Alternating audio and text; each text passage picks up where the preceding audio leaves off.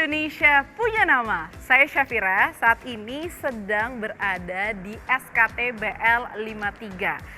Ini adalah area penggilingan, jadi di sebelah kanan, kiri, depan, dan di belakang sana ada alat giling yang memang digunakan, masih digunakan di tempat ini.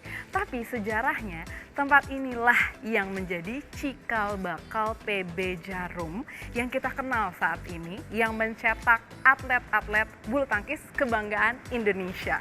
Nah, untuk tahu lebih jauh lagi sejarah singkat PB Jarum, prestasi-prestasinya, fasilitas yang disiapkan oleh PB Jarum bersama dengan komitmen mereka untuk bulu tangkis yang ada di Indonesia, saya akan mengajak sahabat untuk bertemu dengan Bapak Yopi Rosimin selaku Program Director dari Jarum Foundation. Yuk!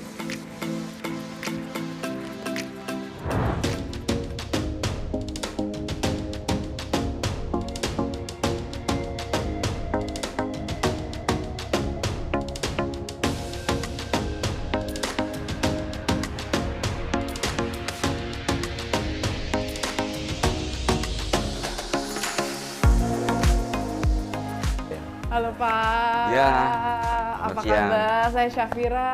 Ya, saya Yopi Rosimin. Oh pastinya, ini sudah bersama dengan Bapak Yopi Rosimin di sini selaku Program Director Pak dari Jarum Foundation.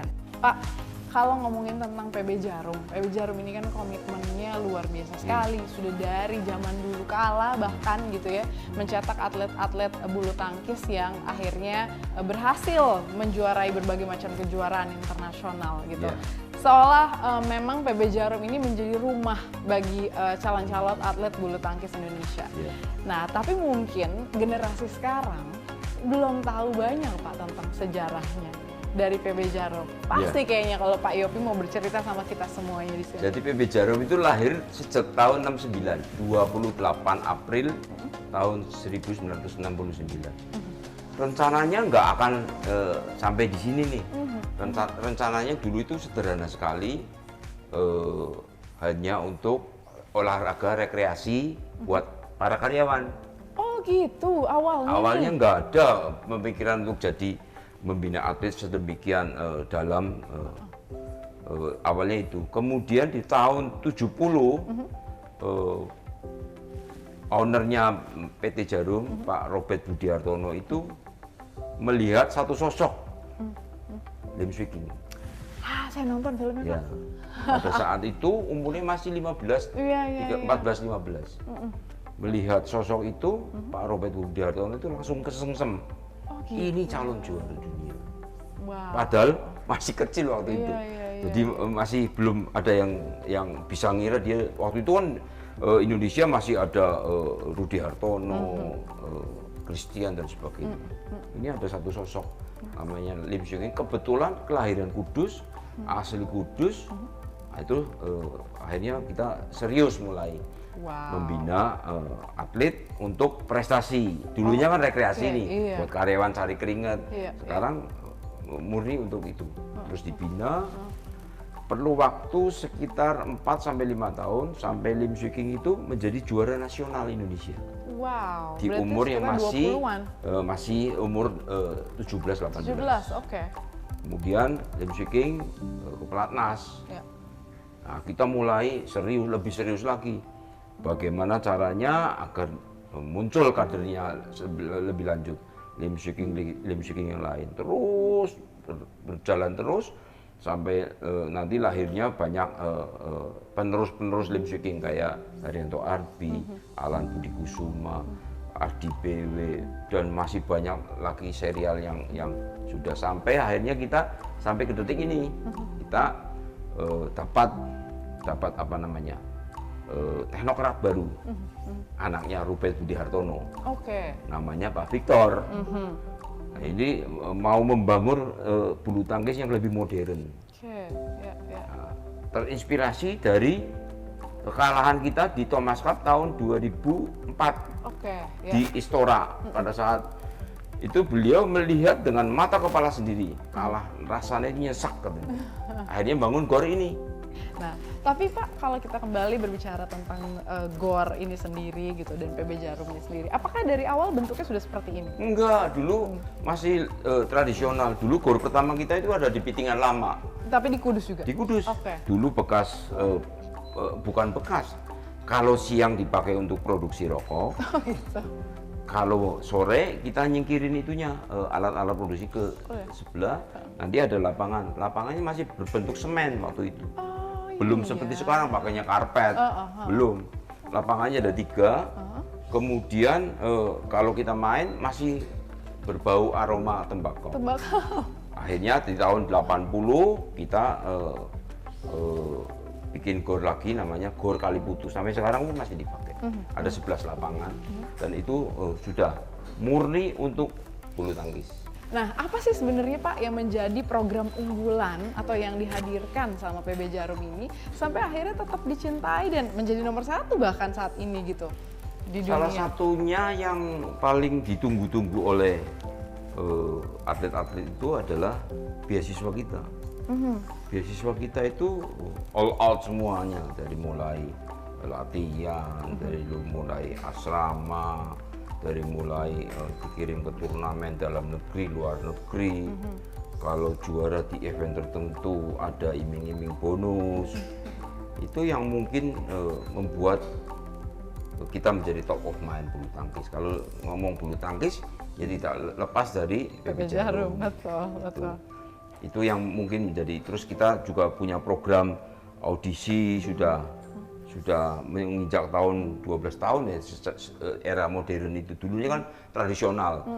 Audisinya cuma apa namanya, kalau zaman sebelum medsos kan pakai telepon-teleponan. Kalau sekarang kan di medsos juga mereka tahu semua.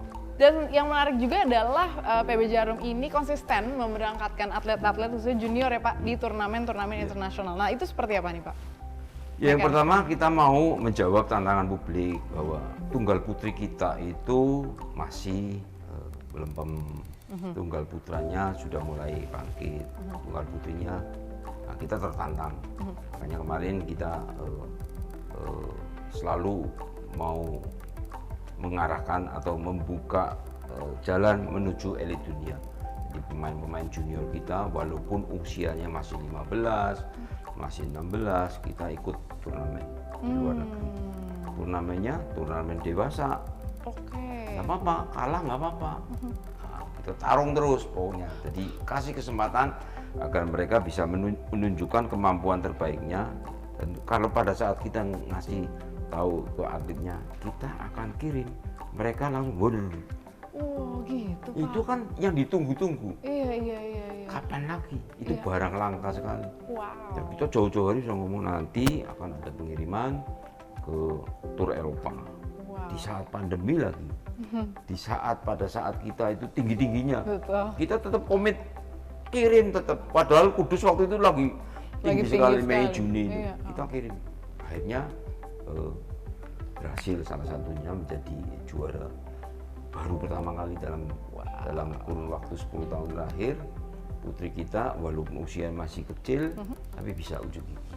Wow. Nah, kan tadi Pak Yopi bilang ada salah satu atlet dari PB Jarum junior ya yang kemarin ini menang di Slovenia. Saya kebetulan udah janjian mau ngobrol sama atletnya nih Pak Yopi. Makasih banyak ya Pak. Sama-sama. Udah diceritain sedikit banyak tentang PB Jarum, program-program dan fasilitasnya juga gitu. Baiklah, kalau gitu abis ini saya akan berbicara dengan salah satu atlet yang tadi dibahas. Jangan kemana-mana, tetap di sini di Indonesia Punya Nama.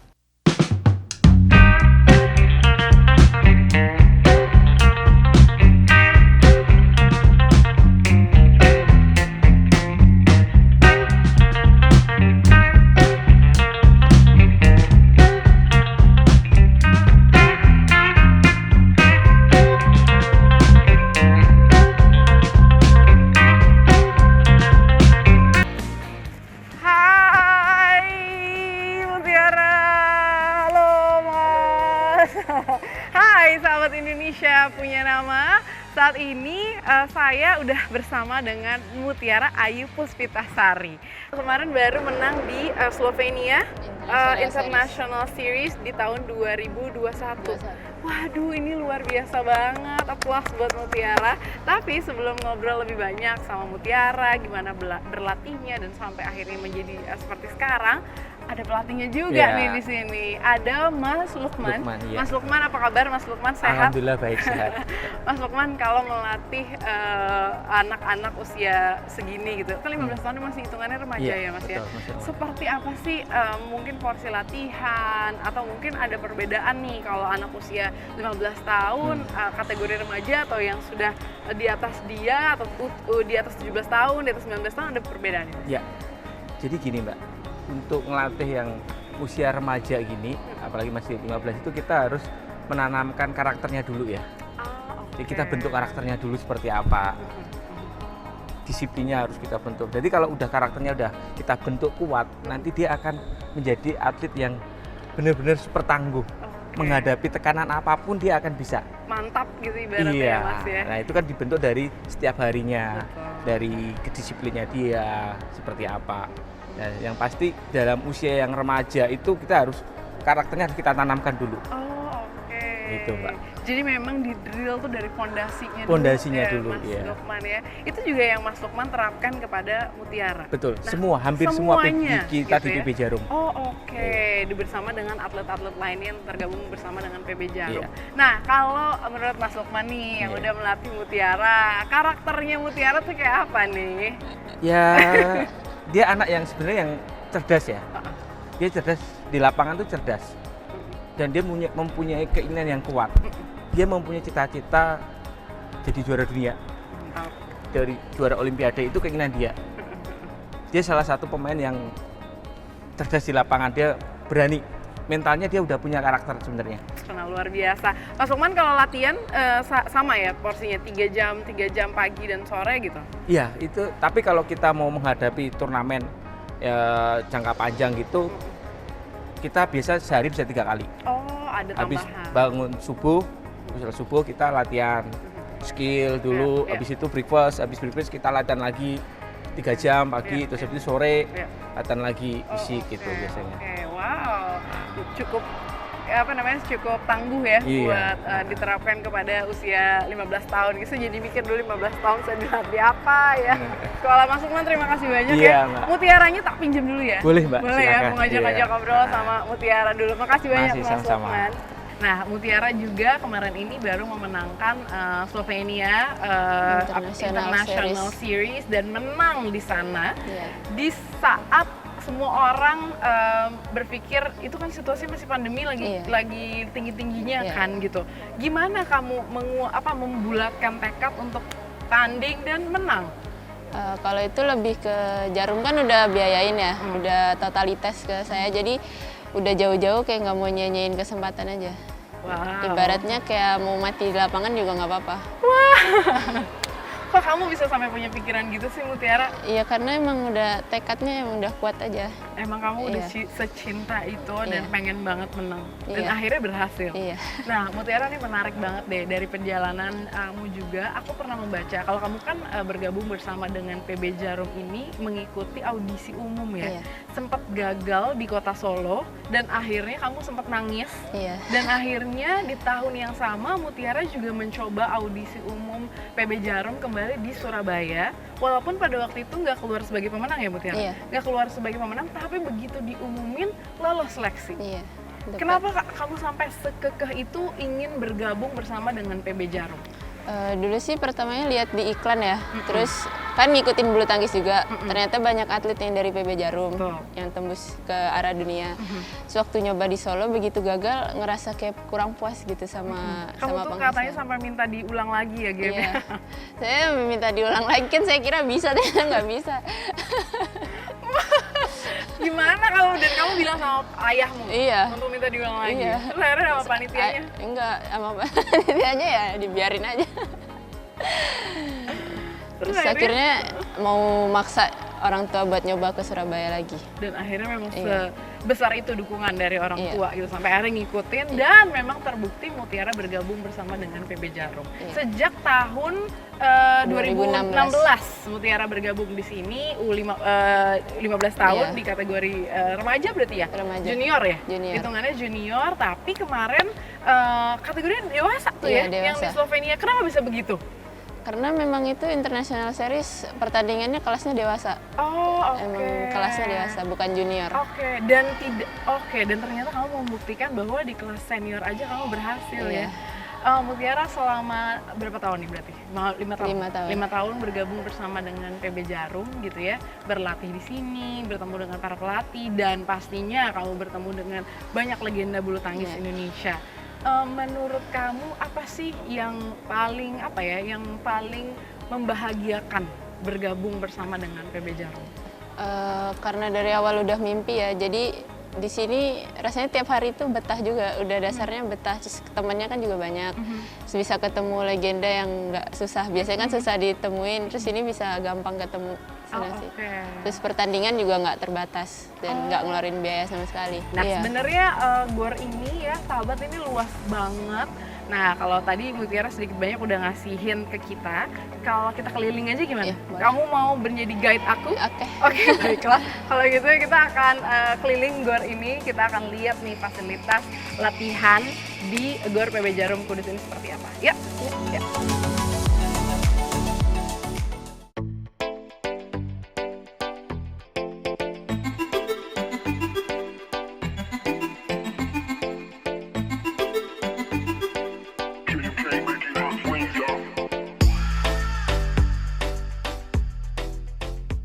Nah, ini kita lagi mau ke arah sasana fisik ya, Iya. latihan fisik di sini. Alat-alatnya lengkap banget ya, Iya. Mutiara.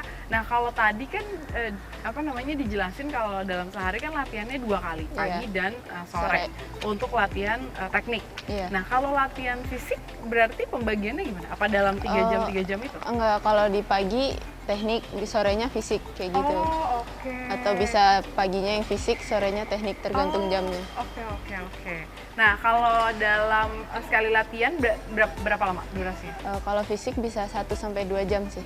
1 sampai 2 jam? Iya. Mamam. Wow, gitu. Karena kalau lihat alat-alatnya di sini kan, Ngeri ya? alat-alat ini semua weight training Iya, semua ini kan? besi, tempat buat nge-gym. Nge-gym. Iya. Mana alat yang paling kamu sebel?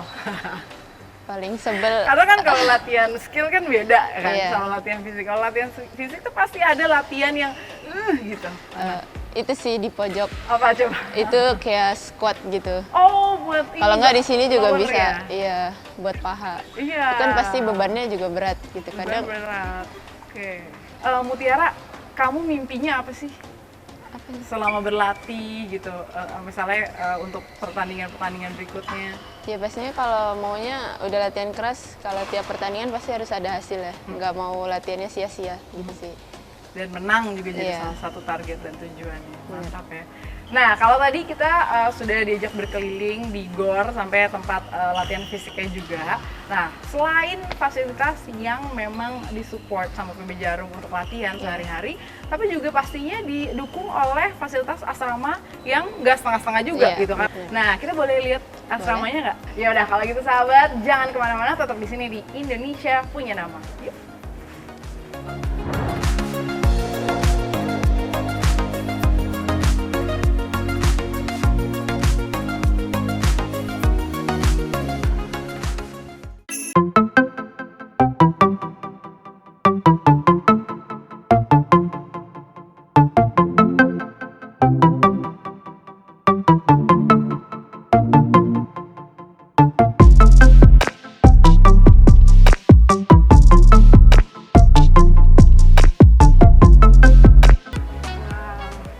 Lingkungan asramanya memang ngebetahin ya, Iya. karena banyak green, banyak tumbuhan, bukaan iya. di sini. Kalau ini rumah pelatih. Ini? Iya, pelatih atau penjaga asrama biasanya. Oh, ini di sini. Kalau putri-putri ya? Iya, Putra di sebelahnya. Oke. Sekarang kita mau ke kamarnya Mutiara. Iya. Silahkan. Sih. Yuk. Nih area. Mas Putri, halo. Teman-teman yang Mutiara nih ya. Iya. Wow. Ada berapa lantai sih Mutiara? 2.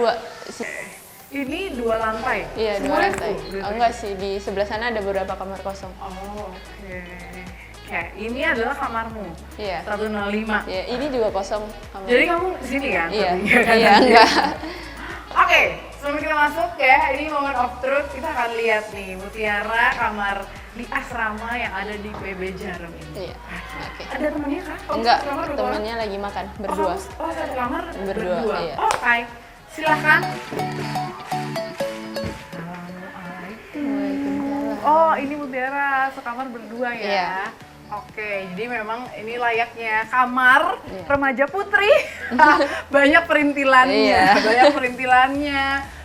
Dan di sini Mutiara sudah menghabiskan waktu kurang lebih 6 tahun terakhir. 5 tahun. 5 Iya. tahun ya, menjelang 6 tahun depan tuh.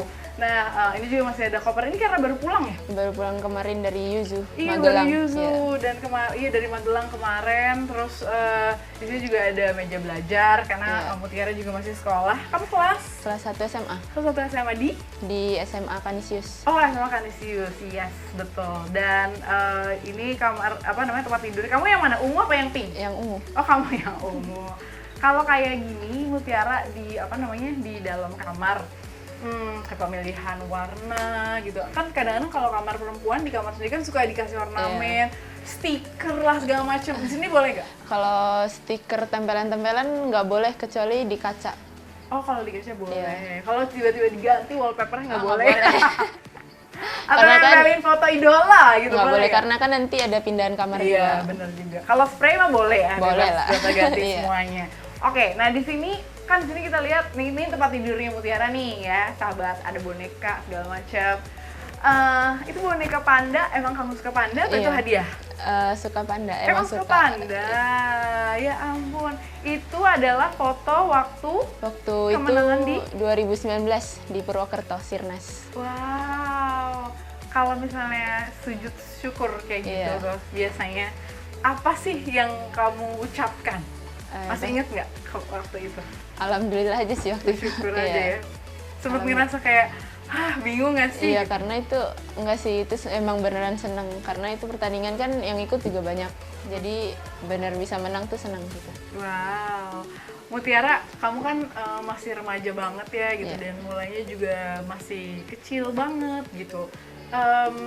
Pelajaran apa sih yang dari rumah yang mungkin kamu masih ingat dan kamu bawa terus ketika sekarang udah berpisah tinggal di asrama? Lebih ke jaga diri sih, sama baik aja sama semua orang. Karena kan kita hidup di sini nggak bisa mikirin ego sendiri. Hidup bareng-bareng, jadi harus sama-sama ngertiin gitu sih. Kamu ada yang berubah nggak kalau kata orang rumah? Kamu berubah deh Mutiara gitu. Enggak sih, Enggak nggak ya? ada. Karena Mutiara yang dulu sama yang sekarang perubahannya adalah lebih semangat Iya. pastinya, lebih fokus, lebih strong nih Iya. pasti karena latihan dulu gitu ya, dan yang pastinya semakin fokus Iya. untuk cita-cita untuk memenangkan Olimpiade di masa yang akan datang. Luar biasa. Dan yang pastinya buat sahabat Indonesia punya nama, semoga Anda mendapatkan inspirasi dari Mutiara yang baru usia 15 tahun, menjadi refleksi juga kalau anak usia 15 tahun gitu ya, punya semangat, punya determinasi yang luar biasa, punya target yang begitu besar, punya cita-cita dan mimpi yang begitu tinggi, dan Mutiara tahu gimana cara mewujudkannya. Fokus, kita juga pasti bisa. Dan yang pastinya akan ada figur-figur atau tokoh-tokoh dari bulu tangkis lainnya yang masih akan hadir di sini, tetap di Indonesia Punya Nama. Terima kasih sudah menyaksikan.